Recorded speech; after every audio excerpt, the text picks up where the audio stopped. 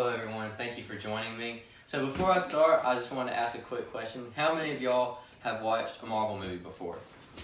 Okay, so all of y'all, awesome. So Marvel has had a lot of success through the past decade, and that has come through a few reasons. Avengers Endgame, which is one of Marvel Studios' movies, is at the top of the box office of all time with $2.7 billion, which is a lot of money. So how did they get to this point? Well, so my first point, first of all, is they have had a lot of material to work off of to use for their movies. Marvel Comics started in 1939 when Stan Lee and Steve Ditko decided to make their comics. So from 1939 to now, Marvel has been making their own comic books and have had a lot of success through those. And, you know, for the reason of whether it's a mythology or a normal person, they have been able to create stories that we have used in others from the past, even Shakespeare and things like that, and have developed that through their own movies. But they haven't just done that through the material. They have done a way of connecting, whether it was in the comics, but now in the movies. Starting with Iron Man, and Phase 1 is what they call it, they have their own standalone movies. So they have Iron Man, they have Thor, Captain America, all these characters that they have given them their own story. But it didn't just stop there. They didn't just have their own standalone. In 2012, they connected them all in Avengers. And that's something that had never been done before. You don't really see many movies come together to join many characters. It's always been something standalone. You've had sequels with movies, but never any other character come in to join those.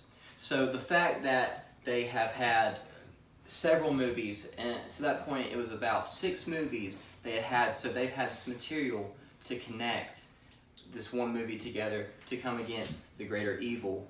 And for my third point is, not only do they take these people who can fly, who have super strength, but they have given them a humanity about them.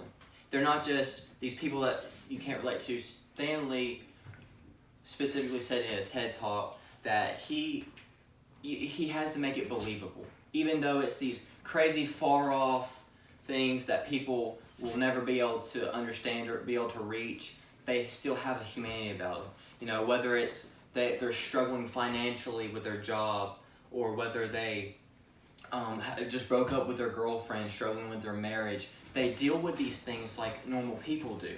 It's not just these superheroes that have this perfect life because they have this power, now they can use it to help them out with all these other things. They struggle just like normal humans do, and that's what makes it able to understand and able to relate that to the viewer. The viewer's like, oh, he's just like me, even though he has super strength. And that's what makes Marvel so relatable. But for my last thing I want to say is they're relatable, but you get to join the ride with them. So Marvel, like I said, Marvel movies have been making movies for 11 years now. And through those movies, they have had character development for every single character. Marvel doesn't have side characters. Every single one of them is a main character. Everyone has their own story that you can relate to. And, you know, whether it's Iron Man, Captain America, or someone like Spider-Man who has only had a few movies, you are able to relate yourself to them and you get to see them grow. Tony Stark, for example, he was a narcissistic, egotistical brat that no one liked. He was super rich, had all that he could ever want, but he always had this emptiness inside because he didn't know what his life meant. There was no meaning for him because all it was to him was just fame and fortune.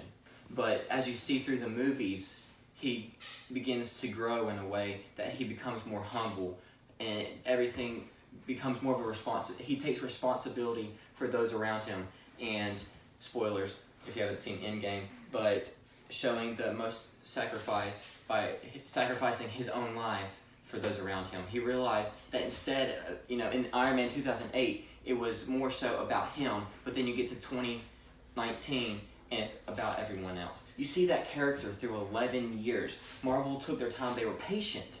Their rival, as many people call it, DC Comics, has tried to do the same thing, but they rushed it. And they haven't been as successful with their movies because they were not working on the quality as well. Their character development was not something you could relate to. In Man of Steel, it's about Superman, and when you think of Superman, it's usually the patriotic, the sacrificial, the one that everyone turns to. But in Man of Steel, it was a lot more depressing. Something that was something that you couldn't relate to. He was a god instead of a man. But Marvel does a good job of that with someone like Thor, Captain America, who has this great strength, but makes him into a man, right? And so, thankful to Marvel, we have had something that we can enjoy.